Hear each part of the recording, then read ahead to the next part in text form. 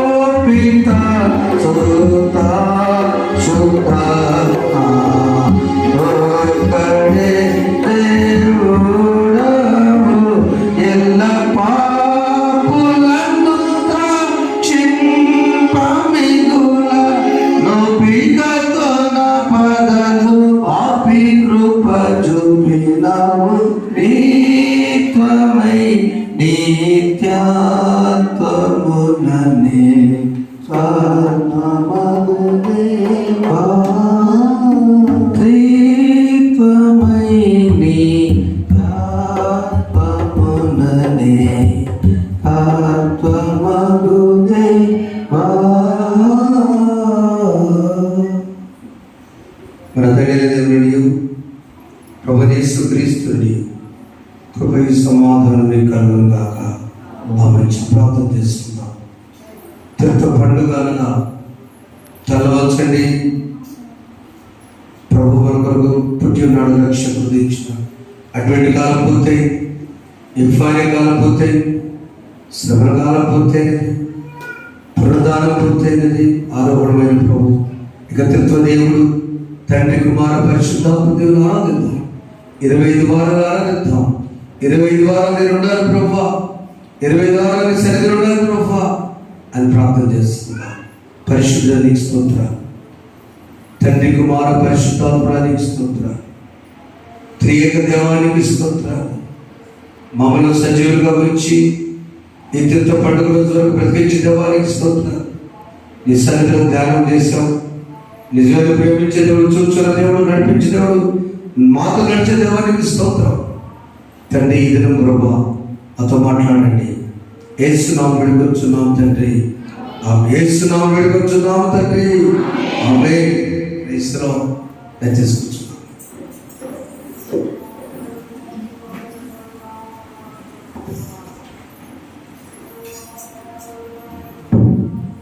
మన రక్షకుడు ప్రభువైన యేసుక్రీస్తు నామములో చేరిన బిడ్డలందరికీ, బిడ్డలు చూసిన వారికి వందనాలు తెలియజేస్తాను. అందరికీ ప్రభునామం వందనాలు. దేవుడి దగ్గర సెలవు కొంతమంది లేరు, మా సెలవు కొంతమందికి వచ్చారు. వచ్చే వందనాలు. Thank you. ఈ సమయంలో సెలవుకి వచ్చేయడం వందనాలు. ఇది దేవుని చిత్తం. త్రిత్వ పండుగ అనగా ప్రపంచమంతా కూడా దేవుడు ఎవరు, క్రైస్తవుల దేవుడు ఎవరు అని అనుమానాలు, క్రైస్తవులో కొంతమందికి జ్ఞానము అర్థము కాక బైబిల్ గ్రంథంలో ఉన్న కొన్ని పరిస్థితుల్లో చెప్పిన మాటల్లో ఈరోజు చాలా ప్రాముఖ్యమైన పండుగ. చదువుల వాక్య భాగం నుంచి మనం ధ్యానం చేసుకుందాం. యెషయా గ్రంథం 6వ అధ్యాయము. దేవుడు ఎవరు అంటే 3వ వచనం ఉన్నది. వారు సైన్యములకు అధిపతి యెహోవా పరిశుద్ధుడు పరిశుద్ధుడు పరిశుద్ధుడు, సర్వలోకము ఆయన మహిమతో నిండినదని గొప్ప స్వరముతో గాన ప్రతిగానములు చేయించుడు. దేవుడు ఎవరంటే పరిశుద్ధుడు. జాగ్రత్తగా విన్నాం. తండ్రి అయిన దేవుడు పరిశుద్ధుడు, కుమారుడైన దేవుడు పరిశుద్ధుడు. ఆయన జననం పరిశుద్ధత, పరిశుద్ధాత్మ ద్వారా ఆరోహణ తిరిగిన దేవుడు పరిశుద్ధుడు, ఈజ్ హోలీ. అయితే ఈ తండ్రి ఎవరు, కుమారుడు ఎవరు, పరిశుద్ధాత్మ ఎవరు? గ్రీకులో ఒక మాట ఉంది, యాకీత్ అంటారు. యాకీత్ అంటే ముగ్గురులో ఏకత్వమైన దేవుడు. మూడు ఒకటే. మీకు అనుమానం వస్తుంది, ఎలా ఒకటి? యాకాత్ అంటే బహుళత్వం, ఏకత్వం. యాహ్వే అంటే త్రిత్వ దేవుడు. ఇవన్నీ దేవుడి నామాలు. మీకు అర్థం కావడం కోసం ఒక పెద్ద గ్రంథకథ చెప్పిన మాట నా వైపు చూడండి. మూడు ఒకటి ఎలా అసాధ్యం కదా? అంగన్వాడీ వాళ్ళు ఉన్నారు ఇక్కడ, చక్కగా బొమ్మాయిలు. చిన్నపిల్లలకి కోడిగుడ్డు వేస్తారు. కోడిగుడ్డిని రూపం ఒక మంచి శాస్త్రవేత్త, క్రైస్తవ శాస్త్రవేత్త ఈ త్రిత్వ దేవుడి గురించి వివరించాడు. కోడిగుడ్డులో 3 భాగాలు ఉంటాయి. మొదటి భాగము పచ్చగా ఉండే నల్ల గుడ్డు కదా, రెండో భాగము తెల్ల సొన, మూడవది ఈ రెండుని కాపాడటానికి పెంకు. అవునా? మొదటిగా ఆ పచ్చ సొన చిన్నగా పిల్లగా పొదగేయడానికి, ఒక పిల్ల బయట రావాలంటే పొదగేయడానికి చిన్న పచ్చ సొన, దాన్ని ఆ సొనని ద్రవంగా తిరగాలి కాబట్టి కడుపులో లాగా తెల్ల సొన, పచ్చదారి గుడ్డు అంటాం కదా, తెల్ల సొన. మూడవది కాపాడాలంటే ఒక పెంకు కావాలి. అవునా? అప్పుడు 21 రోజులకి పిల్ల బయటకు వస్తుంది. ఈ 3 షాప్లోకి వెళ్ళి పచ్చ సొన డజను, తెల్ల సొన డజను, పెంకులు డజను అడుగుతారా? ఎవరు అడుగుతారు? చెప్పండి. అందరూ చెప్తారు. ఎవరు అడుగుతారు? కోడి గుడ్డి అంటారు, 3 విడిగా అంటారు. 3 ఉండలాగా వేరుగా, మరి వేరైనా కూడా ఒకే దానిలో దాల్చబడి వేరు క్రియలైనా కూడా ఆ మొత్తం కలిపి అంటాము, అదే త్రిత్వ దేవుడు. చెప్పడం తండ్రి అయిన దేవుడు, సృష్టికర్త, కుమారుడైన క్రీస్తు ఆయన సృష్టికర్త. మంచు గడ్డ రెండవ ఉదాహరణ, మంచు గడ్డ. ఆ మంచు గడ్డగా ఉన్న పేరు it is called ice block. ఆ మంచు గడ్డ కరిగించారనుకోండి, ఎండలో పెట్టారనుకోండి, రుచి మంచు గడ్డ టేస్ట్ చూస్తే అదే రుచి వస్తుంది. కరిగించారు ఏమంటారు? చెప్పరా ఏమంటారు? కరిగిస్తే మంచు గడ్డ నీరు. భయపడి చెప్తావు ఏమంటారు? నీరు, వాటర్. గడ్డను కరిగించినప్పుడు రూపం మారింది. గడ్డ అయితే చేతితో పట్టుకోవచ్చు, నీరైతే పాత్రలో ఆ నీటిని ఆవిరిగా మారిస్తే ఏమైంది? నీటి బాగా మరిగిస్తే ఏమైంది? ఆవిరి. ఇంతకమ్మా నీళ్ళు వేడి చేస్తే అంటే మంచు గడ్డగా తండ్రి అయిన దేవుడు ఉన్నాడు. ఆయన కరిగిపోయి సిలువధారిగా ఈ లోకానికి వచ్చాడు. ఆ కుమారుడు చూస్తూ కరిగిపోయి రక్తధారలుగా ఉంది. తిరిగి లేచి అందరూ చూస్తుంటారు ఆవిరి వలె ఆరోహణం. ఇప్పుడు చెప్పడం వల్ల మంచు గడ్డ తండ్రి అయిన దేవుడు, యేసుక్రీస్తు కుమారుడు కరిగిపోయాడు. మొత్తం కూడా ఒకటే పదార్థం. అవునా? రూపం మారి. ఇప్పుడు మీరు చెప్పాలని అడిగితే మేము నమ్మే దేవుడు త్రిత్వ దేవుడు, the train God, the believe whom we were worshiping, the triune God, త్రిత్వ దేవుడు. ఆయన తండ్రి అయిన దేవుడు. చూడండి, ఆదికాండం 1వ అధ్యాయం 3 అదే వచనం ఉన్నారు. 1వ వచనం చదవండి. ఆదియందు దేవుడు భూమి ఆకాశమును సృజించాడు. చాలు. భూమి ఎలా ఉందంటే కొత్తగా సృజించింది కాదు. అలాంటి భూమి ఎప్పటి నుంచో ఉంది. ఆ భూమిని దేవుడు కలిసి ఉన్నాయి. ఆకాశము అవే చూడండి, ఒక టెంకాయ చెప్పుకనుక ఎలా కలిసి ఉన్నాయో అలా కలిసి ఉన్నాయి. దేవుడు చేసాడు ఆకాశముల పైకి భూమి కింద. God separated heaven and earth. English మన తెలుగు వచ్చేసరికి డైరెక్ట్ రాశారు. భూమి ఆకాశం సూచించినని. రెండవది ఏముంది? భూమి నిరాకారంగాను శూన్యంగాను ఉండేది. ఆకారం లేని భూమి ఆల్రెడీ ఉంది. భూమి ఎప్పటి నుంచో ఉంది భూమి. ఆ భూమి ఆకాశం కలిసి ఉన్నాయి. దేవుడు ఏం చేశాడంటే ఆకాశాన్ని భూమిని వేరుపరిచాడు. ఎవరు దేవుడు? తండ్రి. ఎవరు? తండ్రి. మరి కుమారుడు ఎలా ఉన్నాడని చూస్తే ఆ కుమారుడు ఎలా ఉన్నాడంటే దేవుడు 3వ వచనంలో వెలుగు కమ్మని పలుకగా వెలుగు కలిగెను. వెలుగు కుమారుడు. యోహాను సువార్త ఇప్పుడు రండి మనకి యోహాను సువార్త 1వ అధ్యాయంలో ఆ వెలుగు జీవమైన వెలుగు ఈ లోకానికి వచ్చిన వెలుగది. ప్రతి మనిషిని వెలుగుండే. 9వ వచనం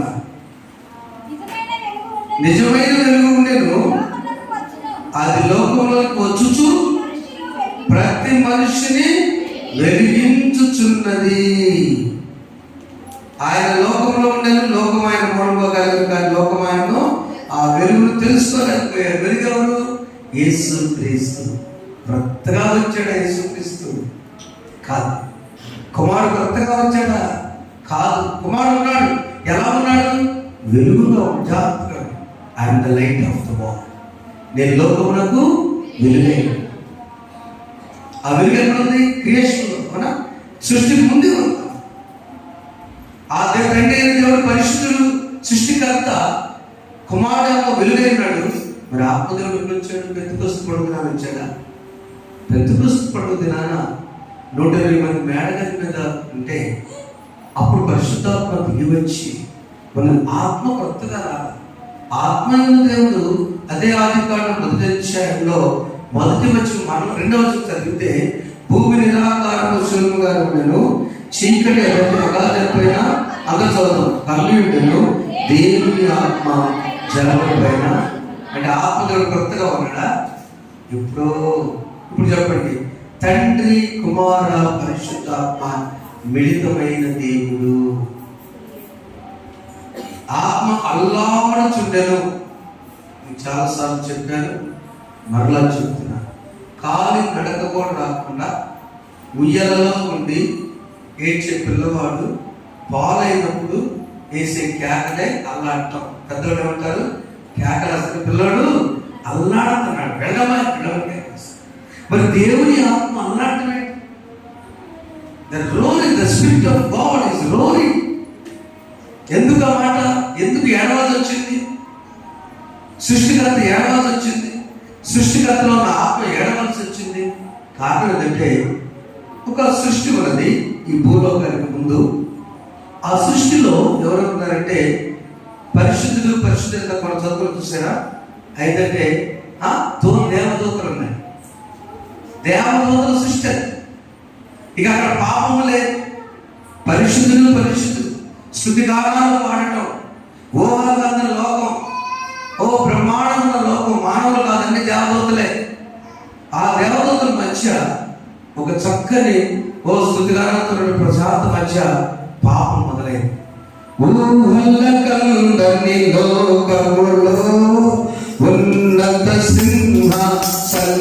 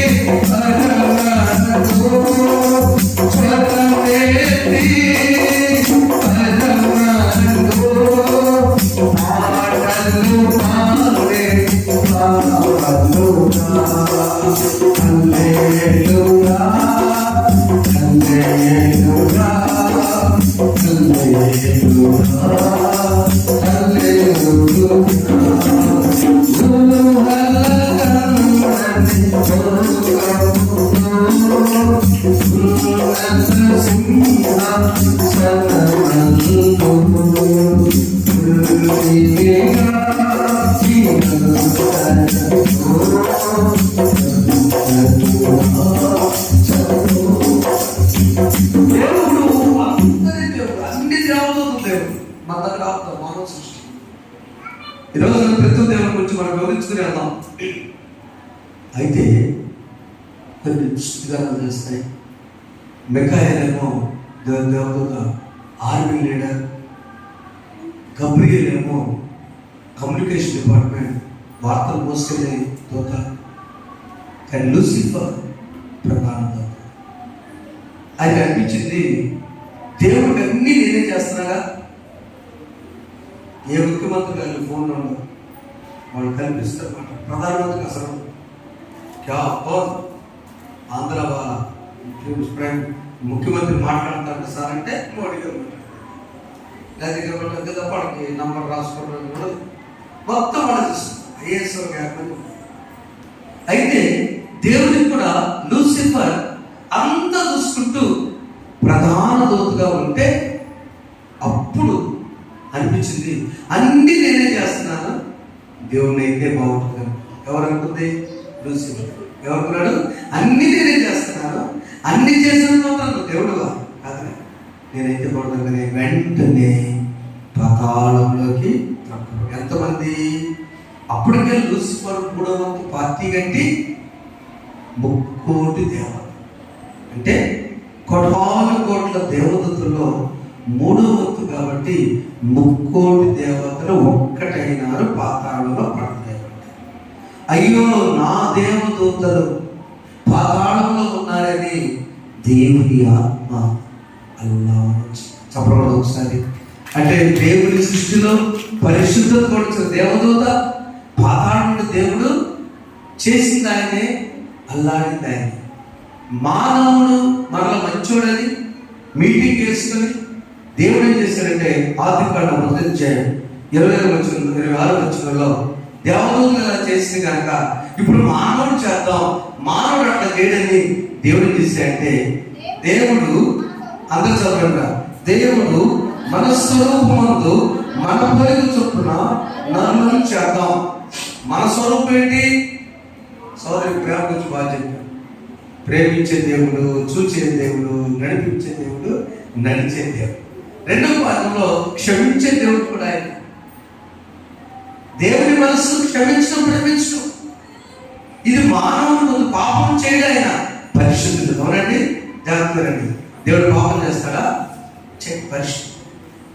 ఆ పరిశుద్ధుడుగా మానవుడు ఉంటాడని తోటంతా అప్పగించి చిన్న బొమ్మను తీసి నాశనంలో ఊది ఉప్పని జీవాకులుతే ఆ చిన్న కూర పెద్దగా అయింది కదా, చిన్న మట్టి పెద్దగా అయ్యాడు. ఆదామాయను. ఆదాం ఎంత వయసు? చిన్న పిల్లోడా ఆదాం? ఎంత వయసు? 30 సంవత్సరాలు వచ్చేదాకా మనం గాలి ఆ బోరతినప్పుడు లావ్ అయ్యే వరకు ఉత్తరే ఉంటాం కదా. కానీ దేవుడు జీవాత్మ తను ఊదుతుండగా ఆ బొమ్మ రూపం వచ్చేసి ఆదాము చక్కని రూపమాయే. ఆదాము పరిశుద్ధుడు, పరిశుద్ధ దేవుడి చేత సుజీపమైన ఆదాము తోడు అవ్విస్తే వాళ్ళిద్దరు కూడా దేవతలు చేసి పొరపాటు చేయరని చేస్తే ఆదాము కూడా పొరపాటు. 3వ అధ్యాయం 9వ వచనం ఉంటుంది, ఆదామా నీవు ఎక్కడ ఉన్నావు? మనకు కావాల్సిన అంశం త్రిత్వ దేవుడి రోజున మనకి ఏమి ఇస్తున్నారో మనం చూడాలి. త్రిత్వదేవుని నమ్ముకుంటే మనం ఏమిటాం? మొదటి తండ్రిగా ఆయన యెషయా మనం చూచాము, పరిశుద్ధుడు పరిశుద్ధుడు. ఎందుకు ఇది యెషయా దర్శనం వచ్చిందంటే ఒక సందర్భం గురించి రాసిపడుతున్నాను. ఉజ్జియా అనే ఆయన క్రీస్తు పూర్వం 740 సంవత్సరాల క్రితం యాజకులతో గొడవపడి యాజకులు చేసింది ఏంటని చెప్పి తోపు వేశాడు. దినవృత్తాంతాలు 2వ గ్రంథం 26వ అధ్యాయం 19వ వచనం చూడండి. దినవృత్తాంతాలు 2వ గ్రంథం 26వ అధ్యాయము ఆ మాట ఉంటుంది.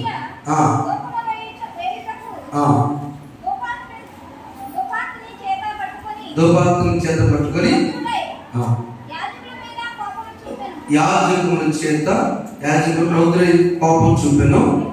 యెహోవా మందిరంలో ధూపపీఠము యాజకులు చూచుచునే ఉన్నప్పుడు అతని నొసట కుష్ఠరోగము పుట్టెను. చాలు. ఉజ్జియా చేసిన పొరపాటు వల్ల, యాజకులు చేసే ధర్మాన్ని ఆయన చేయటం వల్ల ఆయన కుష్ఠరోగం వచ్చి ఆ సంవత్సరం చనిపోయాడు. ఇప్పుడు యెషయా గ్రంథం 6వ అధ్యాయం 1వ వచనంలో రాజైన ఉజ్జియా మృతి పొందిన సంవత్సరమున అత్యున్నతమైన సింహాసనం ప్రభువాసుడుగా యెషయా దర్శనం చూచాడు. యెషయా భయమేసి ప్రవక్త అయిన, చాలా పెద్ద ప్రవక్త, మహాజ్ఞాని. ఎన్ని అధ్యాయాలు రాశాడు యెషయా? 66 అధ్యాయాలు రాశాడు. బైబిల్లో ఎన్ని పుస్తకాలు ఉన్నాయి? 66 పుస్తకాలు ఉన్నాయి కదా. యెషయా 66 అధ్యాయాలు రాస్తే యెషయా భయపడిపోయి దర్శనం ఇచ్చాడు. ఏంటో దర్శనం తెలుసా?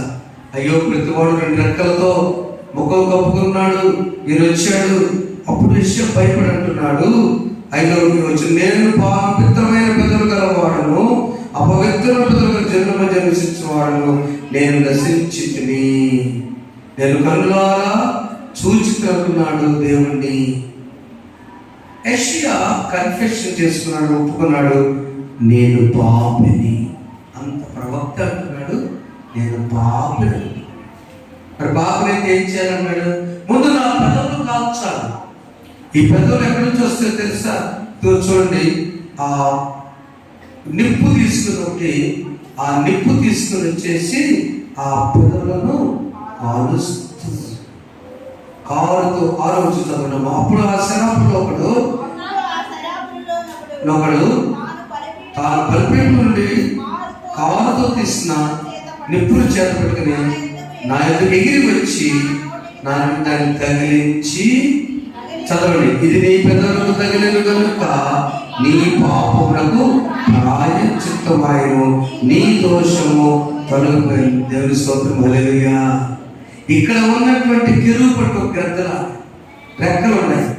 ఇక్కడ ఉన్నటువంటి ఆ అగ్ని తీసుకొచ్చి వెంటనే యెషయా కథకి కాల్చేసరికి పాపము ప్రాయశ్చిత్తమాయను. బైబిల్ గ్రంథంలో ఎగిరి వచ్చేటువంటి కెరూబుల దూతల ద్వారా వచ్చేటువంటి వాక్యం, ఆ వాక్యం ఇక్కడ రాస్తారు చాలా దాంట్లో మీద, నా వాక్యము అగ్ని వంటిది కాదా, నా వాక్యము సుత్తి వంటిది కాదా. ఆ వాక్యము మాట వచ్చి నీ హృదయాన్ని కాల్చాలి. పెద్దలంటే మన మాటలు. మన సోదరుడు చెప్తున్నాడు, అన్న మీకేం తెలుసు, అయ్యగారంటే మీకేం తెలుసు, ప్రార్థన బాగా చేస్తుంది, వాక్యం బాగా చెప్పింది, కానీ ఆమె బూతులు మనోడే గట్టి తిరుగుతాడు. అసలు ఆయన నేనే తిరుగుతాడు, పాస్టర్ మీరే తిరుగుతున్నాను అంటే పెదవులు కాల్చబడని పెదవులు, కాల్చబడని పెదవులు ఎదుగుతున్నాడు. బిడ్డలు కూడా చెప్పించు, బిడ్డలను ఆశీర్వదించే పెదవులుగా ఉండాలి. వాక్యము చేత దర్శనంలో ఉజ్జియా చనిపోయిన సంవత్సరం అంత జ్ఞాని అయిన యెషయా పెదవులు కాల్చబడ్డాయి. కాల్చబడిన పెదవుల ద్వారా మన జీవితాలని మనం వెలిగించుకోవాలి. దేవుని వాక్యం ద్వారా పెదవులు కాల్చబడి అప్పుడే పరిశుద్ధత వస్తుంది. ఇది నా అంశం ఏంటి? దేవుని వల్ల మనకు లాభం ఏంటంటే, మొట్టమొదటిగా ఆయన మనకి నూతనమైనటువంటి అంతరంగంలో పెదవులు కాలుస్తాడు, నూతన జీవితం ఇస్తాడు, న్యూ లైఫ్. వాక్యం ద్వారా కాల్చబడితే న్యూ లైఫ్. ఎంత ప్రసంగికుడైనా, ఎంత ప్రార్థనపడినా, ఎంత విద్యావంతుడైనా, ఎంత ధనికుడైనా, ఎంత సమాజం బలుగుడన్నా, నీ పెదవులు కాల్చబడకపోతే ఆ వాక్యం విలువకి దేని ద్వారా కాల్చబడాలి? వాక్యం ద్వారా కాల్చబడాలి. రెండవ భాగం చూస్తే నూతనమైనటువంటి జీవితం. రెండవది నూతన మర్మం ఏంటనగా, ఎఫెసీ పత్రికలో చూసినట్లయితే దేవుడి ఇచ్చిన మర్మము అన్ని జనులకు, చూడండి ఒకసారి, ఒక నూతన మర్మముగా ఎఫెసీ పత్రికలో చదువుకున్న మాటలు మనం చూసినట్లయితే, అన్ని జనులకు లేని ధన్యత దేవుడు మనకు ఇచ్చి చదువున్నా ఒకసారి పది వచ్చిన మొదటి అధ్యాయం.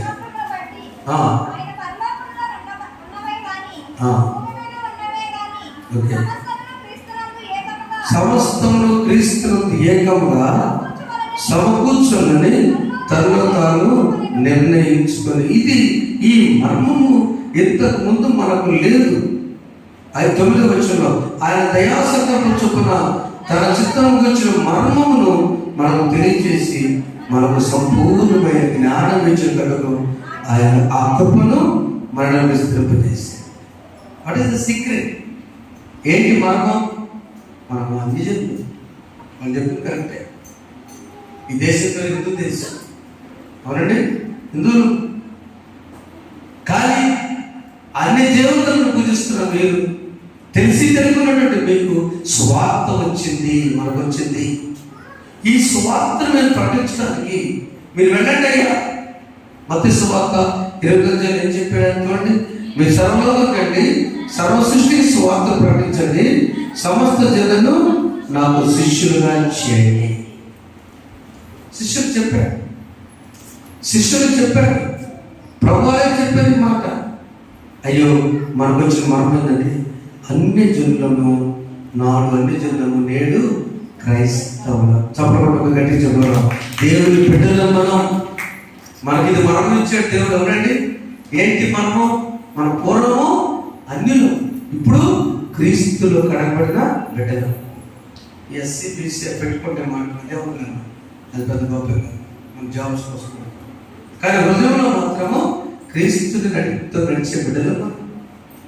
అన్నిలో మనం పేతురు ఒకసారి ఇందాక సోదరు చెప్పు జ్ఞాపకం వచ్చింది. పేతురు దేవుడు ఎదుర్కోవడానికి ఉద్దేశం ఏంటంటే పేతురులో ధైర్యం ఉంది. ఆయన వైపు చూసినంత చేపేమో పేతురు ప్రభు స్వార్థపడని వాడుకున్నాడు. ఆయన చూసినంత సేపు నీళ్ళ మీద పేతురు బాగా నడిచాడు. తన వైపు చూసుకున్నప్పుడు మునిగిపోసాగాడు. మునిగిపోయేటప్పుడు పేతురు దేవుడు ఏం చేశాడు? ఎంతవరకు గమనించాడు? చెయ్యి అందేటట్టు మునిగాడు. అంతేనా? అల్ప విశ్వాసి. ఎప్పుడు చెప్పినా ఉంటే చెప్పి నా వైపు చూస్తున్నాడు. అటు యేసు ప్రభు ఉన్నాడు, ఇటు పేతురు ఉన్నాడు. చీకట్లో దయ్యం అనుకున్నాడు ఆయన కదా. కాదుగా దయ్యం కాదు, నేను అన్నాడు ప్రభు. నువ్వా? నేను నడుస్తున్నా, నడవచ్చు పేతురు, నువ్వు నడుచు, నేను నడవచ్చా? అయితే కండిషన్, నా వైపే చూస్తున్నాడు. తప్పని ప్రభు నీ మాట స్ట్రైట్గా వచ్చాడు, నడుస్తున్నాడు, లెఫ్ట్ రైట్ నడుస్తున్నాడు. పత్తాలు నీ మొహం చూస్తా అని ఏం చూశాడు? తన వైపు చూశాడు. దప్పకేమైపోయాడు? మునిగిపోసాడు. ఈ మర్మం ఏమిటంటే యేసు ఉన్నప్పుడు నీకు సువార్త ఉన్నది. యేసు వైపు చూసిన చేతులు దీవించబడతావు. నీ వైపు దేవుని చూసుకున్నావా? మునిగిపోతావు. అయినను ప్రేమ కలిగిన దేవుడు తన చెయ్యి చాపి పైకి లేక అల్ప విశ్వాసి నువ్వెందుకయ్యా ఉంటావు. ఈ మాట నా స్నేహితుడు కెనడాలో ఉంటే రాసి 1998 సంవత్సరం. నా ఉద్దేశం ఇలాంటి మందిరానికి చేసే వార్త నేను అనుకోను. వాస్తవం బయట అమర్చల్లో తిరుగుతున్న పిల్లలు తీసుకొచ్చి, నేను నా జాబ్ చేసుకుంటూ అమ్మగారికి టీచర్ కాబట్టి అప్పుడు వివాహం కావాలని ఆ టీచర్స్తో నాకు తెలియదు అసలు. ఈ పిల్లవాడిని తీసుకొచ్చి ఒక గుడిసి వేసి ఆ బొమ్మలో నాతో చదువుకున్న స్నేహితుడికి కాస్తూ stretch your hand and uplift the drum అని రాసి చెయ్యి ఇలా ఇచ్చి ఆ పిల్లవాడు సమాజానికి చెడ్డగా ఉన్నవాడు లాక్కొచ్చి ఒక చోట పెట్టి, బడికి అవసరం లేదని వాడికి అన్ని పనులు నేర్పి, చెక్క పని, కరెంటు పని, ఊటిలో ఉంది స్కూల్. అలా చేద్దామని రాస్తే ఆయన మళ్ళీ ఉత్తరం రాసినప్పుడు ఫోన్ లేవు కదా, బాబు just that Peter stretch your hand uplift the drowning అని నాకు ఇంగ్లీష్ చదివేసాడు. మునిగిపోయినవాడు కాదు, మునిగిపోతూ ఉన్నవాడు. చెప్పడం ఒకసారి, మునిగిపోతున్న వాడికి నువ్వు చేయించి పైకి అది పెట్టాడు. షోలో డెస్టిట్యూట్ చిల్డ్రన్ హోమ్ అని నేను వివాహం కాకుండా పేరు పెట్టుకున్నాను. తర్వాత దేవుని చిత్తంలో నన్ను సువార్త పరిస్థితి వాడుకున్నాడు, కాపరేట్ చేశాడు. ఆ హోమ్స్ వారికి సహాయం చేస్తున్నాను, ఒక బ్రదర్కి సహాయం చేస్తున్నాను. ప్రియమైన పెట్టారా, ఈ మన కుటుంబాలు మునిగిపోతున్నప్పుడు పేతురుని పైకి లేపిన దేవుడు, త్రిత్వ దేవుడు మనకు తోడై ఉన్నాడు. మొదటగా ఆయన పరిశుద్ధుడు, రెండు ఆయన రక్షకుడు. చెప్పండి, రెండు. యేసు ఎవరైనా రక్షక. తండ్రి ఏమో పరిశుద్ధ దేవుడు, పరిశుద్ధ దేవుడిని సృష్టించాడు. రక్షకుడేమో నువ్వు మునిగిపోతుంటే చేయి పెట్టి లాగుతున్నాడు. మూడవది ఆయన ఆదరణకర్త, ఆదరించేవాడు. నేను ఎన్నడూ కూడా విడిచిపెట్టడు. మూటిలో ఐక్యతలో ఉన్న ఆనందాన్ని ఆయన విడిచిపెట్టడు. 8వ అధ్యాయంలో రోమాపత్రిక మనం చూసినట్లయితే 26వ వచనంలో మాట ఉన్నది. రోమీయులకు రాసిన పత్రిక 8వ అధ్యాయము 26వ వచనం చూసినప్పుడు ఆయన ఆదరించదురా ఆత్మయు అంతే. ఆత్మ సహాయం చేస్తాడు. ఆత్మ ఎక్కడుంటాడు? ఆత్మైన దేవుడు, తండ్రి అయిన దేవుడు, సృష్టికర్త, పరిశుద్ధుడు. కుమారుడు యేసేమో మన కొరకు ప్రాణం పెట్టి వెళ్ళాడు. పరిశుద్ధాత్మ దేవుడు మనతో సహాయం చేస్తాడు. పరిశుద్ధాత్ముడి సహాయం మన గతంలో కూడా చెప్తున్నాం కదా, పరిశుద్ధాత్మను గౌరవము జీవమై. ఒక్కసారి ఒక ప్రశ్నకు మీకు సమాధానం చెప్పండి. నూతన స్వార్థ వల్ల ఒక నూతన మర్మం దేవుడు పంపించాడు, రక్షణ తెలుసుకున్నాం. నూతన ఐక్యత కుటుంబాలలో కొంటే ముందు యేసుతో ఐక్యత ఉండాలంట. ఫస్ట్ యేసు ఐక్యత ఉంటే మనకు బాధలేదు, కానీ యేసు ఐక్యత ఒకసారి దూరంగా పెడతాం. యేసు ఐక్యత ఉంటే ఆయన లోపల ఉంటాడు. ఎప్పుడు లోపల ఉంటాడు? ఎవరైతే యేసు విశ్వాసం ఉంచారో, లేదా నమ్మి బాప్తిస్మం పొందారో, లేకపోతే ఆయన బిడ్డగా ఉన్నారో లోపల ఉంటాడు ఆత్మీయ దేవుడు. ఒక ఆయన ప్రశ్న వేశాడు, సార్ నేను బాప్తిస్మం తీసుకుని ఉంది, కానీ బాప్తిస్మం తీసుకున్నప్పుడు మరి పొరపాట్లు తప్పుగా చేస్తాం కదా, ఎలా? 2 రకాలు ఉన్నాయి. మనం వెళుతుంటే అనుకోకుండా మనకి తగిలేటువంటి, అనుకోకుండా జరిగే సంఘటన, పొరపాటును మనము కాలు తీసుకెళ్ళి ఒక పేడ మీద వేసాం అనుకోండి, కావాలని పొరపాట్లు పడింది, శుద్ధీకరణ చేసుకో. లేదు కావాలని వేసాం అనుకో, నీ బాధపడితే లోపల ఉన్న యేసు ప్రభు, ఇంగ్లీష్లో చెప్పాలంటే the Holy Spirit of God grieves. Grieve అంటే పరిశుద్ధాత్మ దేవుడు దుఃఖపడతారు. అందులో బైబిల్లో మాట్లాడితే పరిశుద్ధాత్మను దుఃఖపరచడం. చెప్పండి, పరిశుద్ధాత్మను దుఃఖపరచలే. ఒకసారి పాపం విడిచిపెట్టిన తర్వాత పరిశుద్ధాత్మ నీకు సహాయం చేస్తాడు, అండగా ఉంటాడు, ఆదరణ. పాపాలు ప్రాణంతో పడుతుంటే ఏమన్నా తెలుసా? అమ్మా, ఇకను పాపం చేయము, నీ పాపములు క్షమించబడ్డాయి. అంతేనా? దావీదైతే రాజు అయింది, పాపం చేశాడు. దావీదు అంటున్నాడు, అయ్యా జరిగింది ఏదో జరిగింది, నాలో నీవు ఉన్నావు, నా అంతరంగంలో దేవాలయంలో శుద్ధతను కలుగుచేమో. 51వ కీర్తన, నా అంతరంగంలో స్థిరమైన మనసు నాకు నూతనంగా పుట్టించు. 10వ దినాన న్యూ లైఫ్, నూతన జీవితం, న్యూ మినిస్ట్రీ, నూతన మర్మం. ఏంటి మర్మం? మనకి స్వార్థ వచ్చింది, అంతే మర్మం. నూతన జీవితం, పాపాలను ఒప్పుకోవడం, విషయాలాగా కాల్చబడటం, ప్రజలాగా పాపాలను ఒప్పుకోవటం. దెన్ నూతన జీవితం తర్వాత ఎదురైనా నేను నూతన ఐక్యత, కుటుంబంలో ఐక్యత ఉండాలి, సమాజంలో ఐక్యత ఉండాలి, సంఘంలో ఐక్యత ఉండాలి. అప్పుడే నిజమైన దేవునికి ఆశీర్వాదం. అందుకనే ఐక్యత 3 మాటలు ఉన్నాయి. ప్రేమ, చెప్పండి, ఐక్యత ఏం తెలుసా? ప్రేమ, 2 సంతోషం, 3 సమాధానం. వీటిల్లో ఏది లేకపోయినా ఐక్యత కాదు. అమ్మగారు తమ్ముడికి చిన్న ఇన్ఫెక్షన్ 3 దినాల కింద వచ్చింది. అది మేము చిన్నదనుకున్నాం, అది చాలా సీరియస్ తీసుకెళ్ళిపోయింది.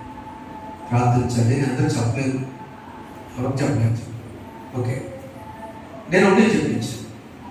దీనివలన మన కుటుంబాలని మరలా కన్నీటితో ప్రార్థన చేసే అవకాశం దేవుడు ఇచ్చాడు. చెప్పకూడదు, ఒకసారి ఎక్కడో ప్రార్థన చేస్తాం, అంతే కదా.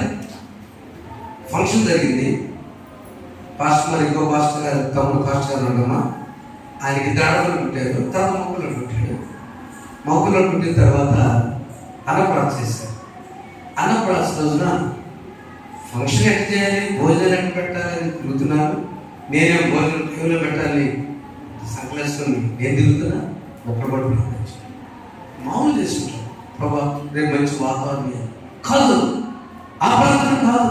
ప్రభా ఆ కుటుంబ సభ్యుల్లో మరొక బిడ్డలు ఇచ్చావు, ఆ బిడ్డ నువ్వు ఇచ్చిన బిడ్డే కదా, ఆ బిడ్డ నీకు సమర్పణ చేసుకుని కుటుంబం అంతా కలిసి సంతోషంగా ప్రార్థన చేసుకునే ఫంక్షన్ మనకు టైం ఉండదు. దేవుడు విజయం దేవుడు చేశాడు. ఫంక్షన్ అయిన తెల్లారే ఎక్కడో ఇంకా పెద్దవాడు తెలియదు, మొత్తం తెలియదు. నా ప్రియమైన సంగమా, దేవుని బిడ్డలారా, దేవుడు నిన్ను దీవించినప్పుడే, దేవుడు నిన్ను ఆశీర్వదించినప్పుడే, దేవుడు నిన్ను ఆరోగ్యించినప్పుడే దేవుని సన్నిధికి రావాలి. అది ఐక్యత. యేసు ప్రభువును వదిలేసి 100 కోట్లు కూడా వేస్ట్, 100 ఫంక్షన్లు వేస్ట్. యేసు లేని జీవితం సున్నా. అంతేనా? ఎన్ని ఉన్నా యేసు ఉన్నారు, యేసు లోపల ఉన్నాడు. పరిశుద్ధాత్మ దేవుడు మీకు సహాయం చేయడానికి ఆదరణకర్తగా లోపల ఉన్నాడు. అది మనం కలిగి ఉన్నాం. అలా కలిగి ఉన్నాడు పేతురు తెలుసుకుని ఒకసారి మునిగిపోయాడు, ఇతరులు మునిగిపోయాడా? ఎంత 3000 మందితో సగ దేవుని స్తోత్రం మళ్ళీ చెప్పబడదాము. పేతురు తెలుసుకున్నాడు. తెలుసుకోవాలి, మనం తెలుసుకోవాలి. సంకటం నికోదేము తెలుసుకున్నాడు. ప్రభు దగ్గర గొప్ప అంత్యక్రియ చేసి తెలుసుకున్నాడు. పాపాత్మురాలు స్త్రీ తెలుసుకున్నది. ఆమె గొప్పగా ప్రభు పునరుద్ధానం చూసింది. సమయ స్త్రీ తెలుసుకుంది. దావీదు తెలుసుకున్నాడు. నీకు నేను తెలుసుకున్నాం. తండ్రి అయిన దేవుడు, కుమారుడు యేసు పరిశుద్ధాత్ముడు. తండ్రి అయిన దేవుడేమో పరిశుద్ధుడు. ఆయన మనం సృష్టించాడు, రూపాన్ని ఇచ్చాడు. కుమారుడేమో ప్రాణం పెట్టాడు. పరిశుద్ధాత్ముడేమో మనం తోడుగా ఉంటాడు. నేనడు కూడా ఆయన నుంచి దూరం అవుతుంది. కుటుంబం ఎక్కుతున్నాం, యేసు ప్రభుత్వం ఎక్కుతున్నాం. అలా నడిపించకు పరిశుద్ధాత్ముడు మనకు సహాయం చేయను గాక. ఆమె అందరూ లేచి నిలబడదాం. ఆ తండ్రి కుమార పరిశుద్ధాత్మ ప్రార్థన చేసుకున్నాం. జనకాకు మారాత్మ అందరూ చూడండి. జనక కుమారాత్మ నే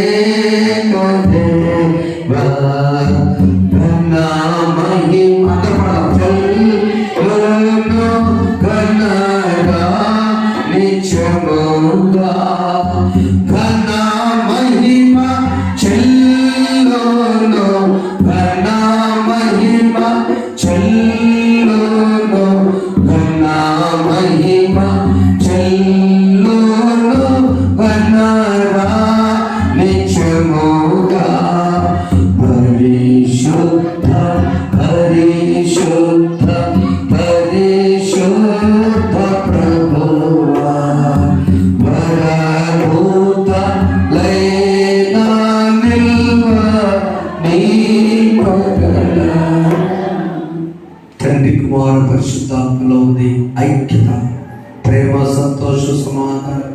ఐక్యత ఉంటే ఆనందం, ఆనందం ఉంటే ఆశీర్వాదం. ఐక్యత కావాలా? ఆనందం కావాలా? ఆశీర్వాదం కావాలా? తండ్రి అయిన దేవుని ప్రార్థన చేసుకో. ఆయన సృజించాడు. కుమారుడు కరిగిపోయాడు నీకోసం. పరిశుద్ధాత్ముడు ఆవిరైపోయినట్టు ఆరోహణమై మనతో మనలో పరిశుద్ధుడు అనేస్తుంది. వాక్యాన్ని కట్టి ఫలించి మమ్మల్ని బ్రతికించి నీ సన్నిధి నిలబెట్టారు. తండ్రి కుమార పరిశుద్ధాత్మలు ఏకమై మా కోసం ఆయన రక్షణ ప్రసాదించడం మరమేయించారు. మాతో ఉన్నారు, మాతో ప్రతి బిడ్డను దీవించారు. పాపములు విడిచిపెట్టి పరిశుద్ధ మెస్సియా ప్రజలు కాల్చబడి ఆశీర్వాదంతో ముందు సాగుతూ దయచేయాలి. యేసు నామమున వేడుకొంచున్నాం తండ్రి, ఆమేన్. సమస్త జ్ఞానమిచ్చిన దేవుని సమాధానం ప్రభువైన యేసుక్రీస్తు మీ పిల్లలకు మీ తరపున ధారణను గాక. ఆమేన్.